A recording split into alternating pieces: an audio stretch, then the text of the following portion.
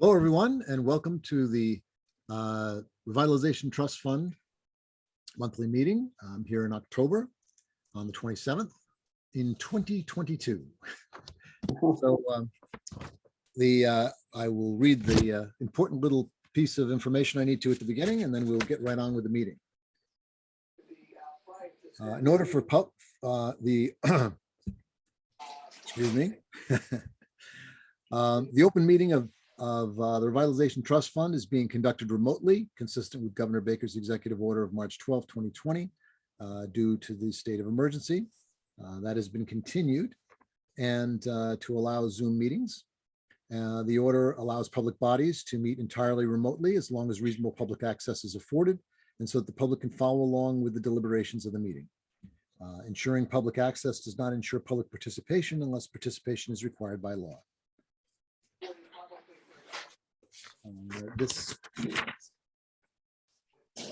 Please note that this meeting is being recorded and that some attendees are participating by video conference.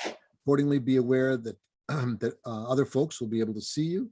Take care of not to screen share on your computer or anything that you might want to have not have broadcast during the recording. So let's grab this other thing here. So we're all good. And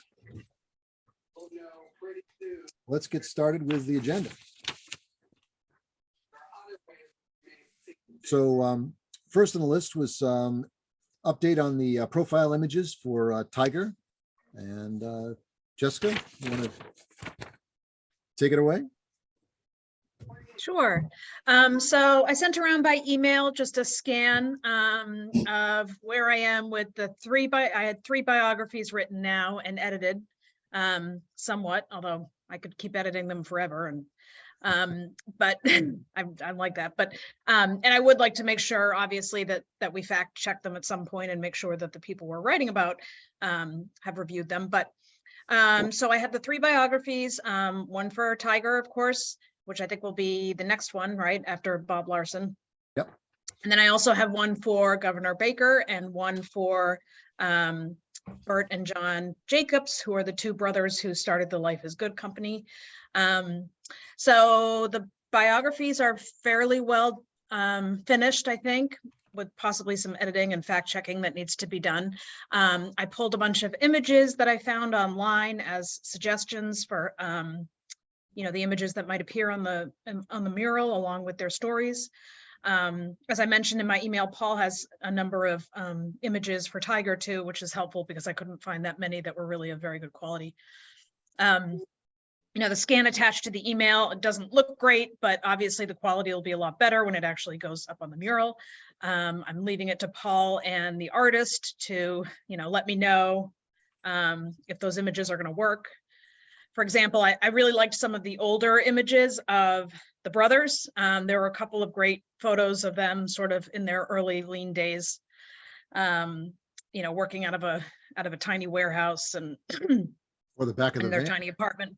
I thought those were cute pictures. They're not the greatest quality. You can tell by looking at, they were probably taken with an old-fashioned camera, so I'm not sure if they'll work, but hopefully they will because I thought they were cute. So yeah, so that's about it. So I gave a bunch of those to Paul today, and I circulated them by email to anyone who might be interested in looking. And so I think we're getting there. That's about that's great.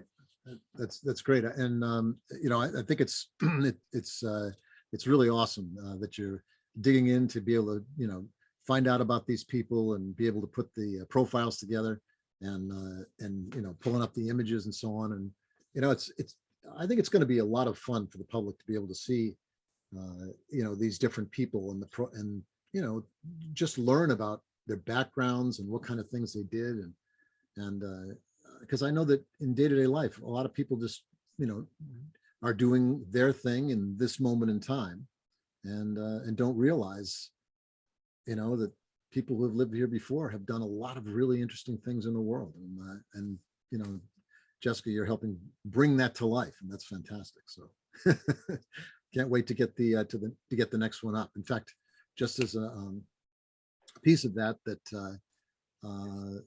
I spoke to the graphic designer today, They're doing the finishing touches on the Bob Larson one, and that'll be going over to for the final proof in just a day or two. I just found out first that Gloria Grice, I haven't talked to her since the interview, but yesterday she was getting together with the Needham channel to be able to film a live interview with Bob Larson. So once they put that together and turn it into a video, which they know that we're working towards that, that'll be linked to the QR code, which will be on the be on the wall for that one for Bob. Another exciting thing is that Bob Larson's family are all coming together on November 10th to be able to not only celebrate Veterans Day with him, but also just to celebrate, his life. And so there's going to be a number of his family all in town at the same time. So that basically sets the time for us to be able to do the celebration, the unveiling of the Bob Larson From Needham to the World profile. And so that's we're going to start to put that out there, and we'll do a newsletter mention in that also. But that'll be the next basic unveiling that will happen. Another piece on that whole thing is that I just came back from Needham Center Fine Wines, where the electricians are in the process of repairing all the lights that actually will shine down on the mural, as well as light up their windows. So hopefully by the time it's dark tonight, that they will have the lighting installed. So that'll be the sort of the final piece of completing that project, and then it's up to us basically to keep rallying people to sponsor profiles. One of the things that when I was talking to Seymour Levy today, the graphic designer, that he said, you can put right on here, you too can be a sponsor for one of the Needham Notables profiles. And so we've inserted a line right into the template. Good call. Yeah. So that was another element. Having nice calls to action in the in everything we do is really a valuable and important thing to continue to look for. So Paul, I got a quick sidebar related to that. I was in Verizon Wireless the other day, dealing with cell phone crap, and the manager came out, and they had one of these framed signs that we have displaying some of their stuff that they're marketing, and he came up and popped the sides like we have, and then peeled the thing off, and then took the new one and slapped it right up. And I was like, wait a minute. And I was like, and I looked at it for a second. I said, how did you get that up so quick? He goes, oh, it's got a magnetic strip on the back. They make pliable magnetic strips that you can put onto the frame on the top and the bottom. And then they can also put these pliable magnetic strips onto the piece of vinyl. So all you have to do is literally slap it in. It keeps it nice and tight and flat and straight and organized. It may be a cheap yet effective addition to the new vinyl signs that we have that keeps it nice and flat. Because as much as we try, there's still a little bit of if you go up close right now to the Sunita, you see a little bit of the ripple. It may help in the future, especially with winds and weather, to sort of keep it crisp and clean and flat for a longer period of time. And I'm sure it's probably not much more to add this pliable magnetic strip as we move forward. It may be something you can look into with Seymour. Yeah, well, yeah, actually with Speed Pro. With Speed Pro, exactly. Yeah. So I will absolutely. I will talk to Wayne about that and see if that could be another little tweak to make it even better. That sounds great. Good observation. He's like, why are you asking me about that? I'm like, you don't know. It's all right. It's like, are you here for a cell phone? He's like, why are you watching what I'm doing? Really? Anyway, continue. No, that's great. All right. Any other notes or comments on from Needham to the World? We've got I've got two people that I'm going to be following up on in about, well, within this next 7-day period, who had expressed a desire, actually three, that had expressed a desire to be able to be a potential sponsor. So I'm going to say, hey, remember when you talked about wanting to be a sponsor? What's the Well, timing now's on the the time. next rotation? Well, one of the things that we talked about was whether it was going to be every 3 months or every 4 months. Right. And here's the thing. When I was thinking through this, and this is one of the things we need to, sort of just nail down, but it seemed to me that if we rotated it 3 times instead of 4, this would be potentially the advantage.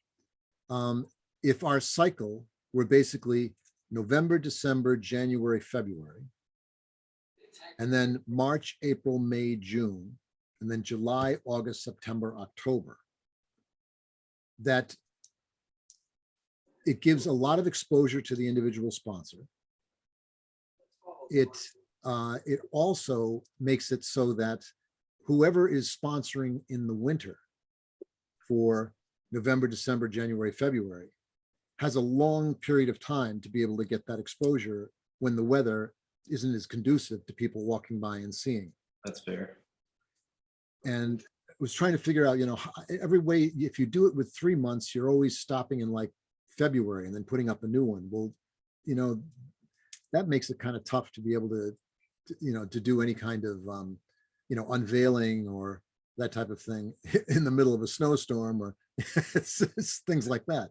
But if you use this other cycle, it actually gets us in, into March before we make the change. And that's sort of the kickoff into the, March, April, May, June, ramping up of the, spring and summer. So that creates a pretty, positive momentum there. And then if you switch over in July, you're going to pick up, July, August, September, October, which are all, big high traffic months with people going back to school and doing all that kind of stuff. And then switching over in November, you've got the holidays. So you've got, November and December and in parts of January with people, going to intentionally go out. Especially once the new center is redone, there'll be a lot of more gathering there, especially over the winter months with lights and stuff like that. So that's right. That's right. So what do you think about that?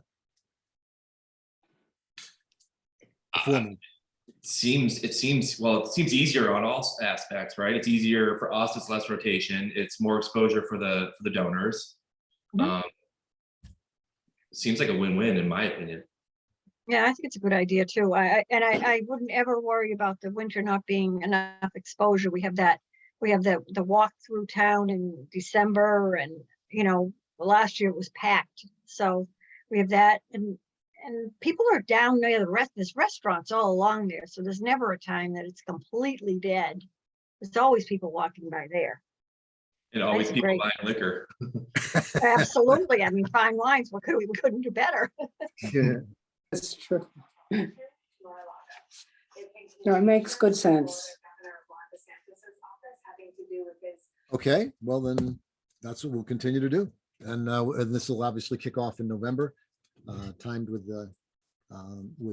Bob Larson's family being in town, and we'll keep on rocking. All right, great. Let's go on to the next thing.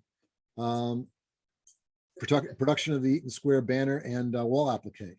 Well, if the weather holds out as we believe it will for tomorrow, that the wall applique for the Eaton Square gallery will be physically attached to the wall tomorrow. Oh, Originally it was scheduled for today, but because we'd had so much rain into the late evening, they wanted to make sure the wall was really dried out before they went to put the adhesive on.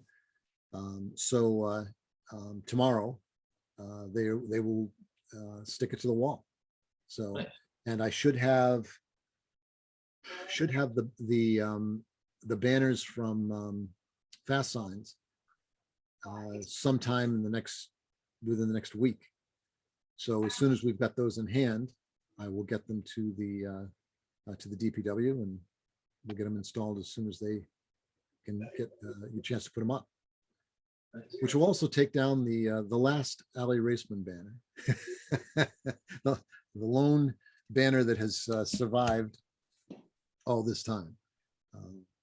So that way we'll have fresh banners out on Eaton Square Plaza, and it'll tie into the art gallery and on all the work that we're doing to be able to get donations for being able to fund the art gallery and to be able to fund it in 2022 and put it up in as early as we can in 2023.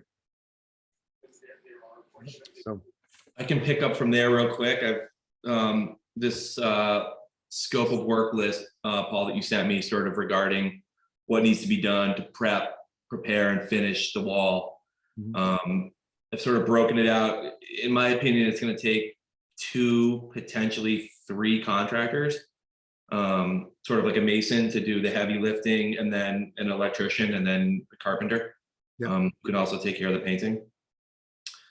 So I've already met the mason out there. He was actually one of the guys who I met a year ago when you and I had sort of got the ball moving on this.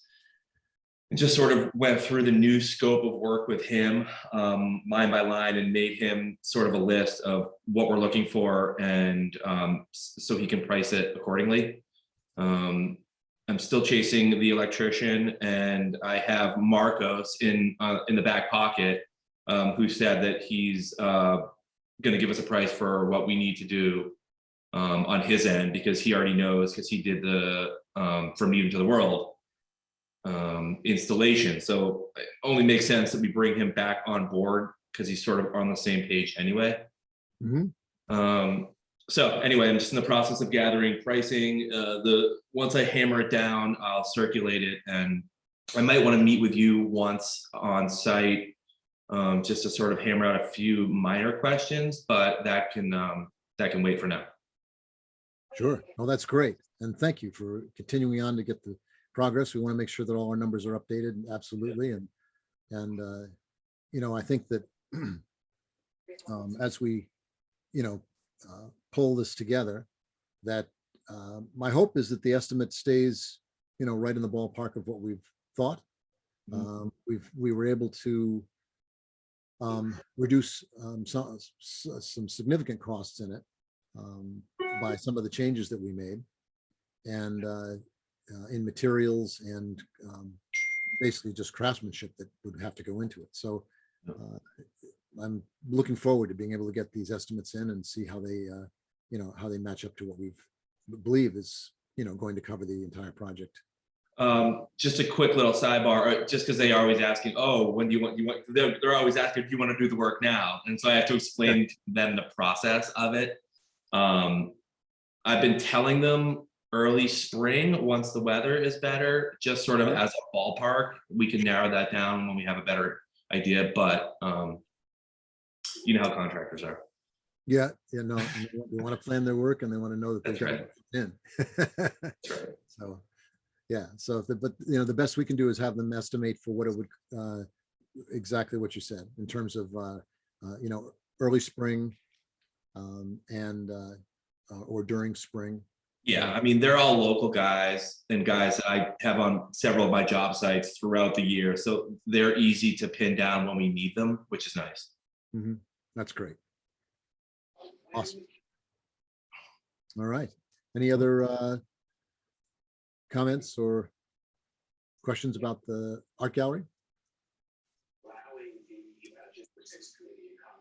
Any other thoughts in terms of other, just so we know that we've obviously got the newsletter that we're going to continue to circulate and build a list out on.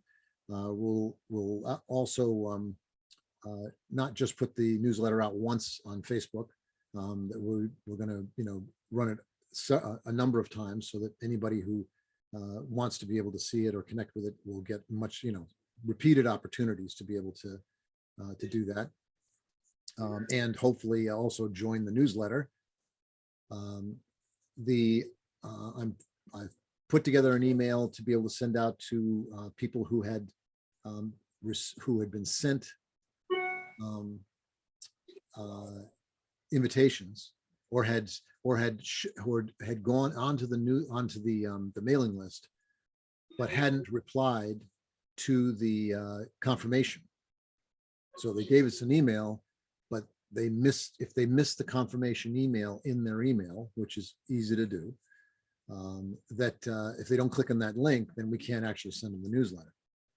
So I'm just going to write a personal note to them and give them the opportunity to be able to opt in a second time.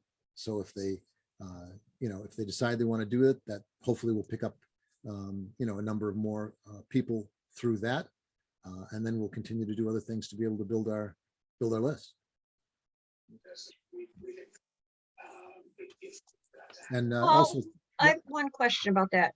Yeah. We couldn't send it with an opt-out? Couldn't you send it since you have the email addresses?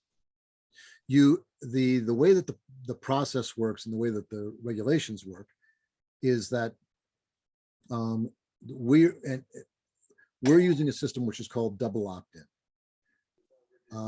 It's the best way to be able to get a pure list of people who really want to be engaged and to really keep your spam score way down. Because if people, because one of the things that happens is that all the major mail servers monitor what the spam scores are. And if people are getting onto mailing lists, but they haven't actually confirmed that they want to be on the list, your score starts to get damaged.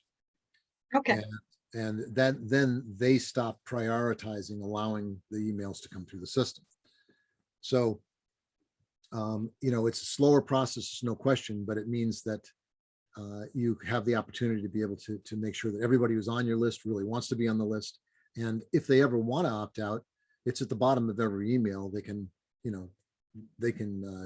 opt out if they'd like to. But anyway, that's how that works. And if we can, maybe you and I can catch up either, maybe tomorrow or the next day, or, during the first of the week, whatever, to be able to talk about how we might approach getting more frequency into Facebook, through the Needham MA and other spots, so we can keep the awareness high about the art gallery project, to be able to focus on that, to really get the, a rally towards the funding. Does that work for you? I'll take the nod to mean yes.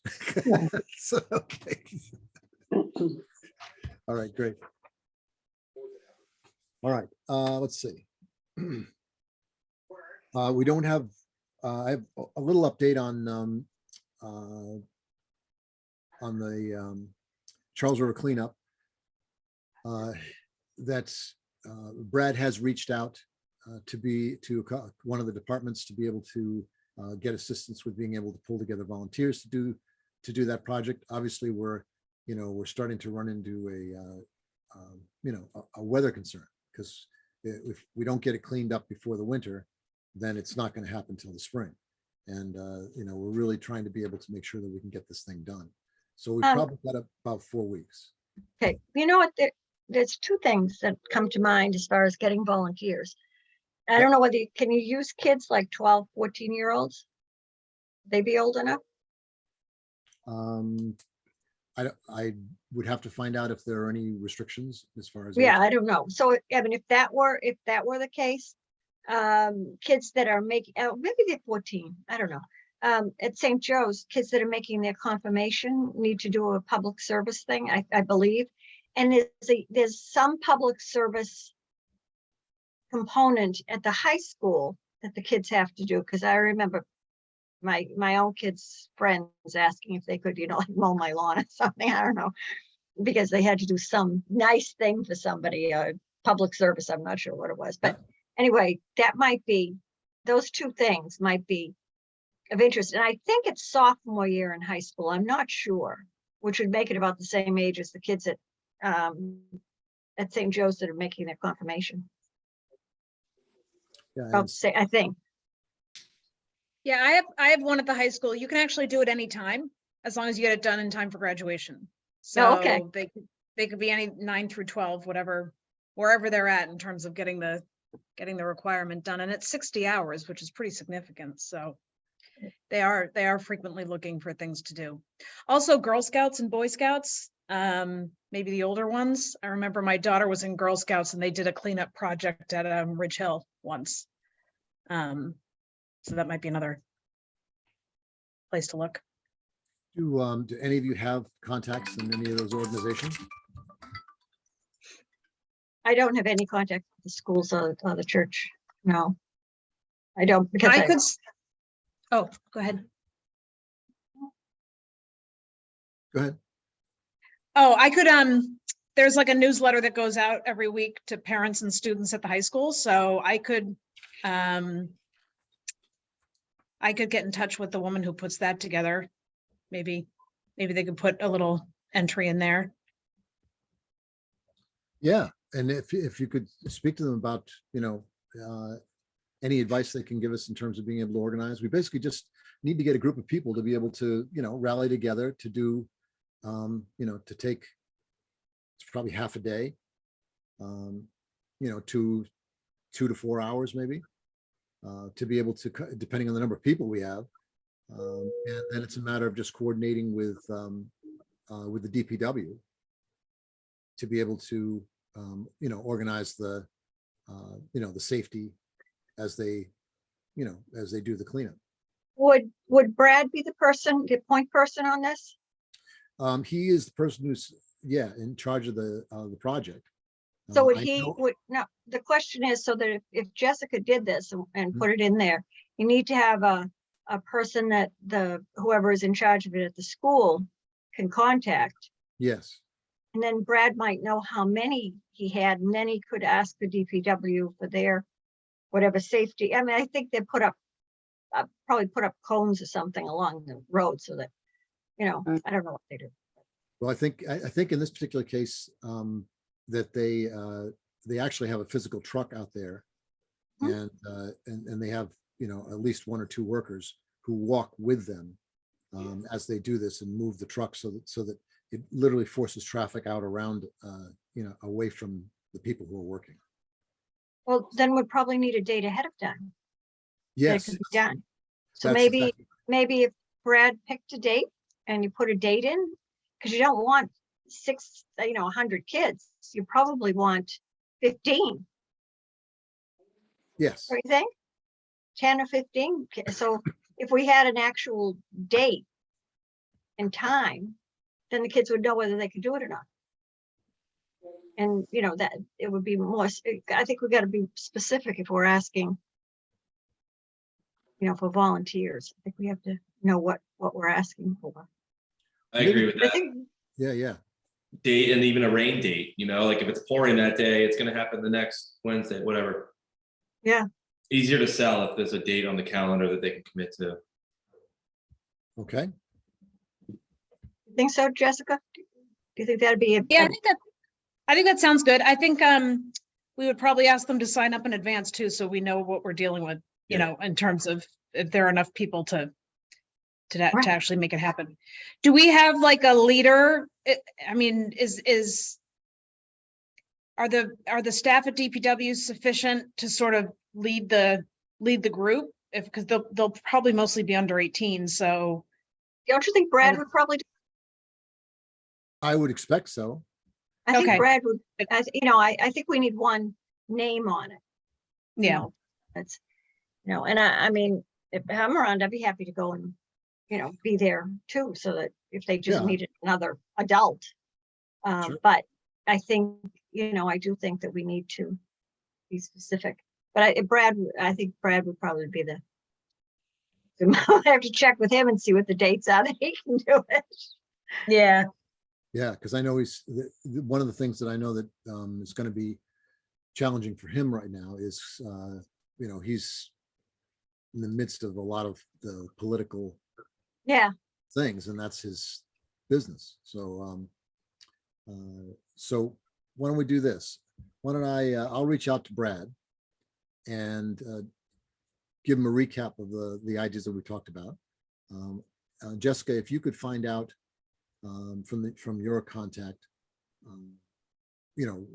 any additional information about other people who've put together these volunteer things to be able to do cleanups and that kind of stuff. So we can just get as many insights as we can. I know that sometimes these types of things are run through, say, Park and Rec or those kind of things. But I think that, for this type of process, I mean, I don't see any reason why we couldn't, I'll confirm this with the DPW, but why we couldn't just organize it, set it up with the DPW, and just go do it as soon as they have the a date to be able to do it. Because I think it'll start also with, I think we can find a leader if Brad ends up with a conflict. But I think the most important thing would be to talk. I'll talk to the DPW and just say, if we were going to do something like this, knowing what your schedule is now, where would it fit in? Because ultimately, it's going to be their equipment and truck that's going to need to be present to be able to do this. And if we can nail that time down, then we can back everything else into it to rally around that date. Does that sound reasonable? Yeah, it does. And I'll also check in with the guidance office at the high school just to make sure, and I'm sure it will, but just to make sure this will qualify as public service hours for purposes of graduation. I'm sure that it will, but it's probably a good thing to confirm in advance also. That would be great. The other thing is, like, as we're talking about this, not to kick the can down the road, so to speak, no pun intended, but we're losing the year here, and it's already November. And you guys know, like, when it snows and gets cold, there's a lot of stuff that sort of gathers along the side of the road and the snowbanks, and like spring is always a mess. Like, Yeah. not that now isn't a good time, but like spring is an excellent time, maybe the best time. So if we do kind of push one through this year, maybe we should follow it up with like an April or a March something, because that's when it's really messy and noticeable, when like the new spring starts coming up and all the crap from the previous winter side of the road is still there. It's also now getting cold and dark early, so we're losing time, if you will. Just a thought. Sorry, I'm sorry. Are there sidewalks there? No. I didn't think so. Hmm. Yeah, that's another, problem. Right. It's one of the reasons that it doesn't get cleaned up much. It's because Yeah. it's clearly, there's no sidewalks on that Yeah. side. And it's the side, next to Ridge Hill and the conservation land. And it's the people who own the houses across the street do a good job of cleaning the trash up from their side. But it's the other side that gets off into the woods right along the whole area Yeah. there. Yeah. Is the problem. Okay. And there hasn't previously been any, sort of formal, built-in plan to be able to periodically clean some of these areas that are, are on town land but are not, but don't have residences that would normally, pick this stuff up. So that these, there's a couple of areas actually that are just like this.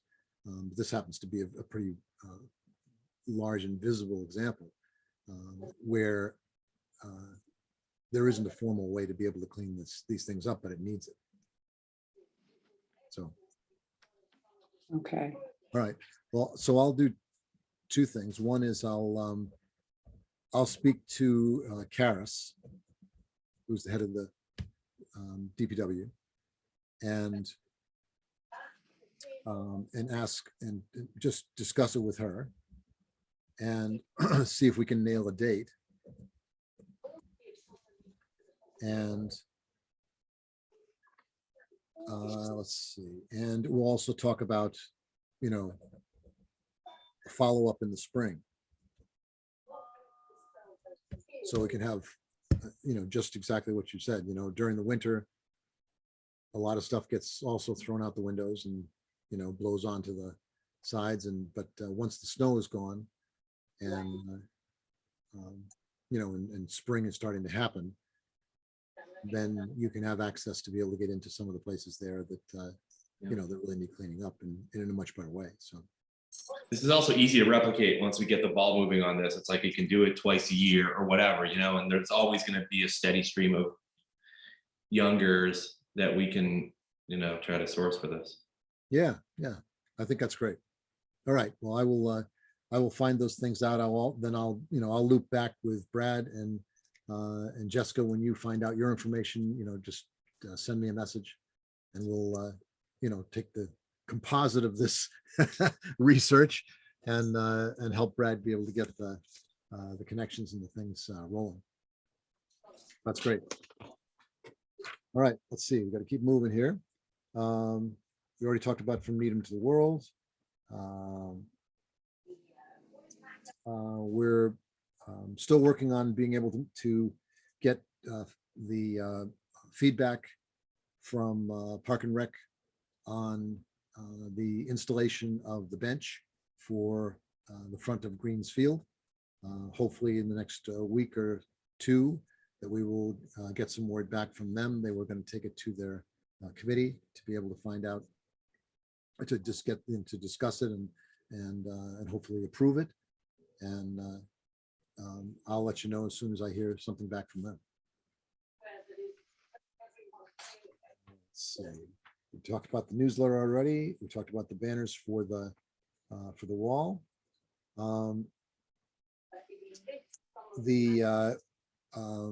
Marcus pulled together. We worked together to be able to get the information for the two grants that we've applied for. One is the state cultural council that has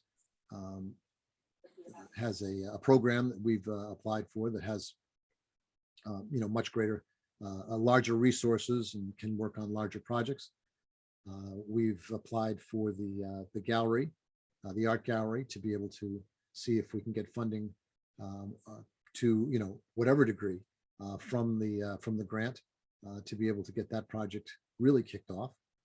So our hope is that they will think it's a really unique and interesting project and that they will be excited as we are to be able to get this thing off the ground and really help in a variety of different ways, economically and being able to, you know, help bring art even more into the forefront throughout Needham, but also to be able to make sure that Needham artists have a venue that they can use, you know, continuously to be able to display their art, as well as being able to bring in art from other places. Like we could literally, there are programs that we could tie into with the MFA, where we could get you know, some of the art from them and have those curated. And obviously, you know, putting together the curation committee would be one of the first things that would happen as the gallery is being physically built out. So a lot of exciting things in terms of its potential. Now we just have to be able to get the word out to as many people as we can. And the second grant is that Marcus applied for was the Needham Arts and Culture Council. And that one is actually to see if they would be able to sponsor one of our profiles from Needham to the World. So, you know, the grant amounts are smaller, but we thought, you know, this would be a really, you know, totally Needham thing that they might be excited about to help us fund. And so that's, you know, they will find out basically January, February is my understanding that when they make the final decisions and notify people if they've qualified for the grant and, you know, to whatever degree they qualify for. So what the awards are. So anyway, that's the update on that. And Marcus apologized for not being able to be here, but he relayed all the information so we could share it. Let's see.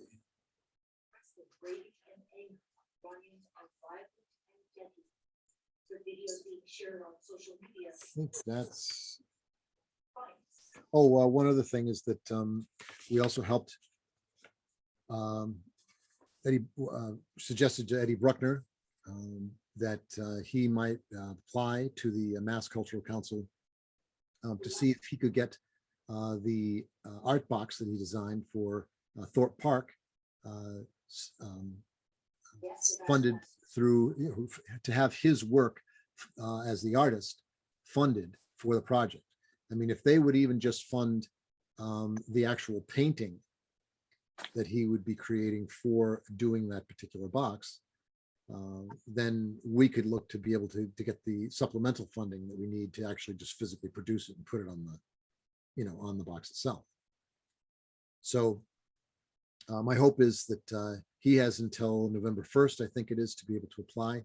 I'm going to follow back up with him to see if he's, in progress to be able to do that. But I'm hoping that that he would at least apply and see if he can get some money to be able to get that project off the ground too. So, number of avenues in that way have really, have now gone into progress. Now we'll just see what kind of results we can get from them. Any other thoughts or things that want us to make sure that we've got everything covered? Any other projects, related things, or other things that you can think of that we, just going to check my list to see if there's anything else. I had a quick little thought driving through downtown the other day as I saw the downtown square sort of raised and fenced in, and like all you see is our statues and the benches. I thought it may be a good opportunity come springtime, whenever it's done, to sort of do like a rededication of this, or like somehow revisit it again with under the new setting. You know what I mean? That's an interesting idea. I'm sort of new to this, obviously, within the last year, and I don't know how you guys released it, or I wasn't really, I didn't know about it, obviously, until I sort of joined the NCRFT, but it would be kind of a nice way to, revisit it and bring some attention back again to people like me and others, maybe even my peers who don't really know about it. I don't know, just a thought, might be an opportunity there or an angle for us to sort of wedge in there at some point. I think it's a really neat idea. What other people think?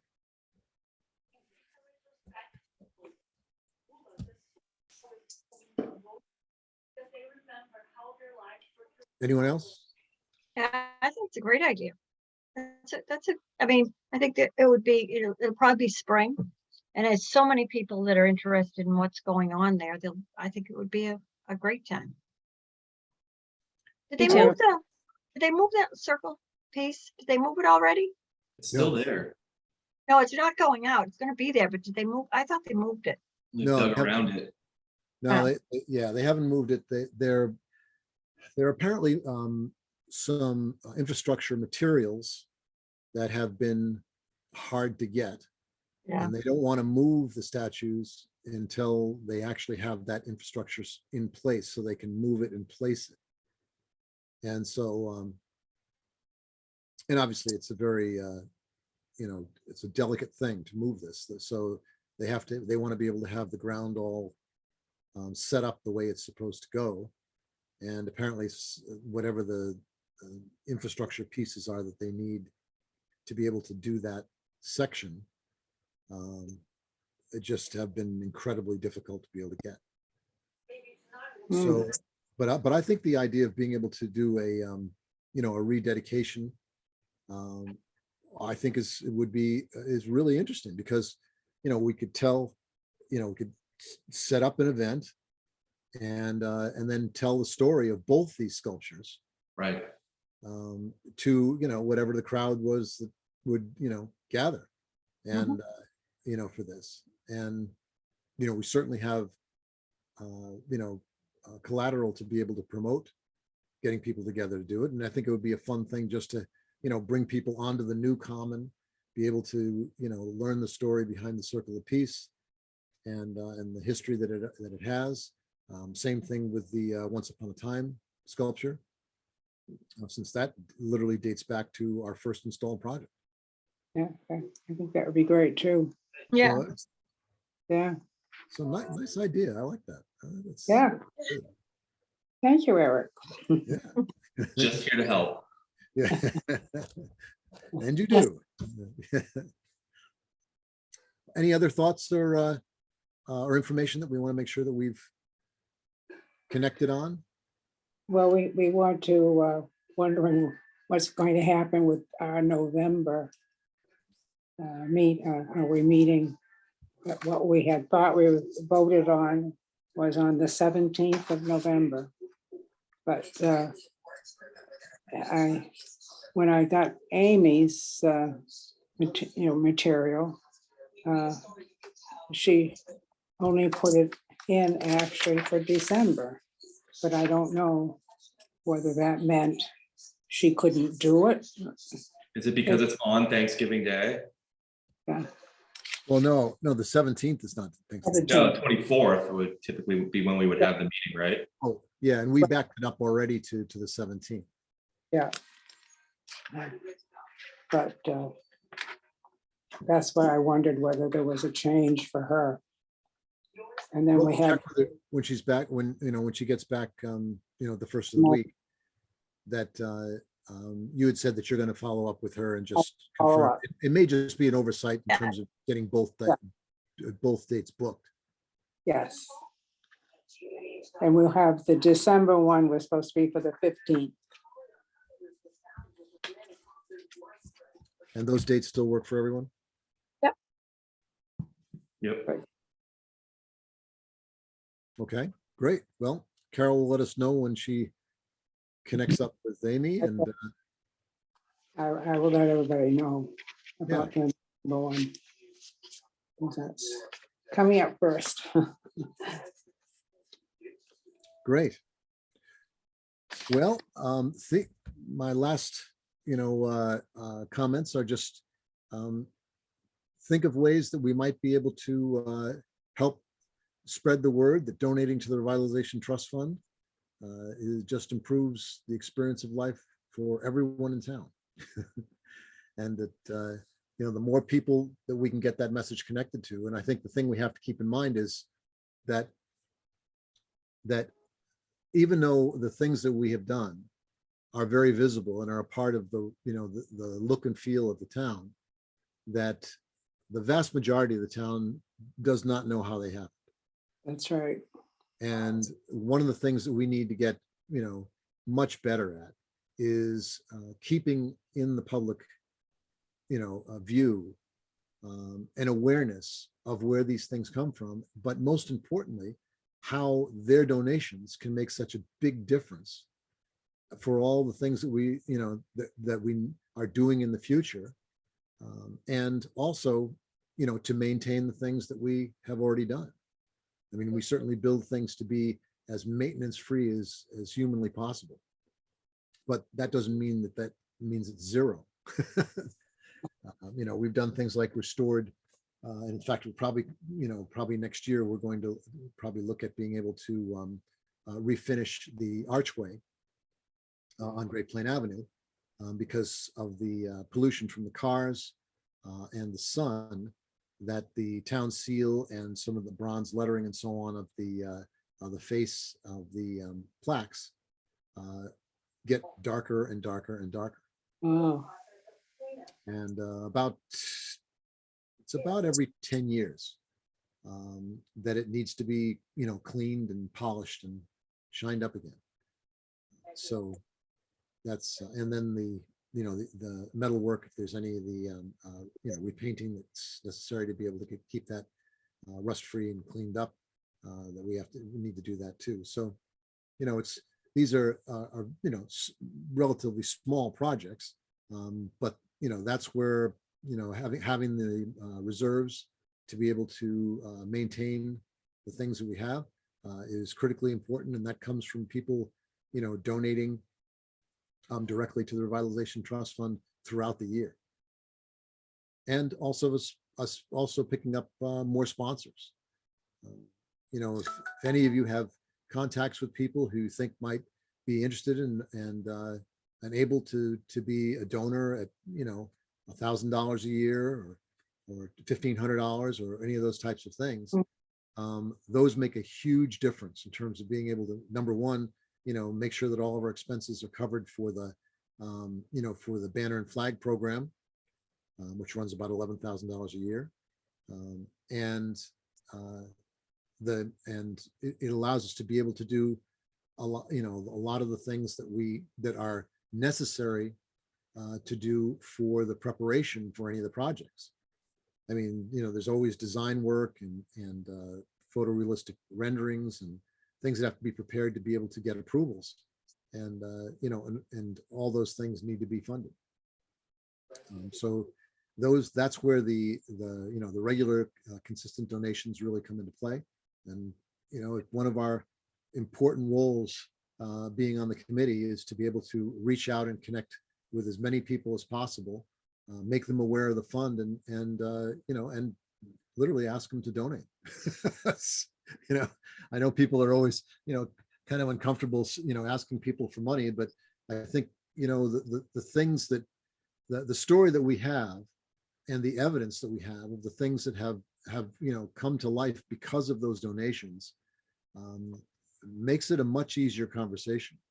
And a lot of people have benefited from it, and almost anyone goes, oh yeah, I love that, and say, well, help us do more stuff that you'd love.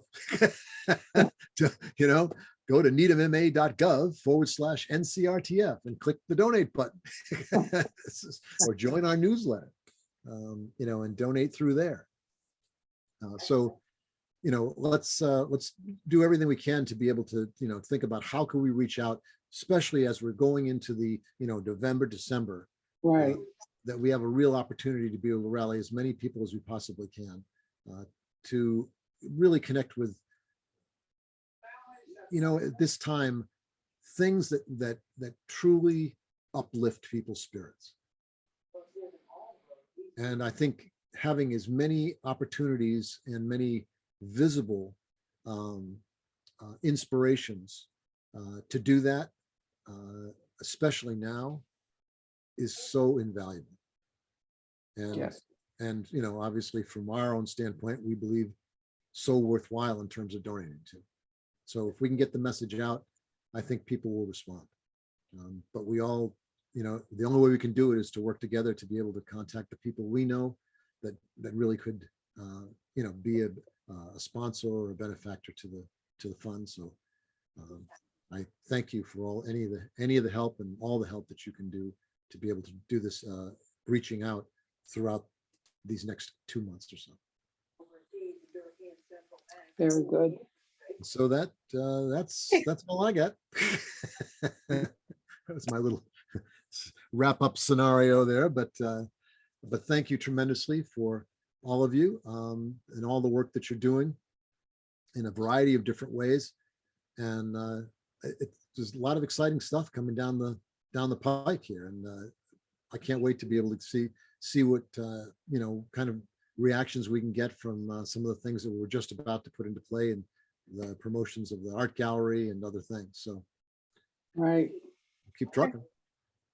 All right. So It's what time for you? That we're, the time now is 6:05, okay. and I make a motion to be able to close the meeting of the Revitalization Trust Fund. All in favor? Aye. Aye. Opposed? I guess we're done. You. So thank you all, and Bye, Bye. everybody. take care. See you next month, guys. Have a nice Thanksgiving, everybody. If I don't, I will see you. So I'll be back in We'll November. see you the week before. Yeah, We got a maybe. little time. That's right. Thanks Very- again. Thanks. Bye-bye. Bye, guys.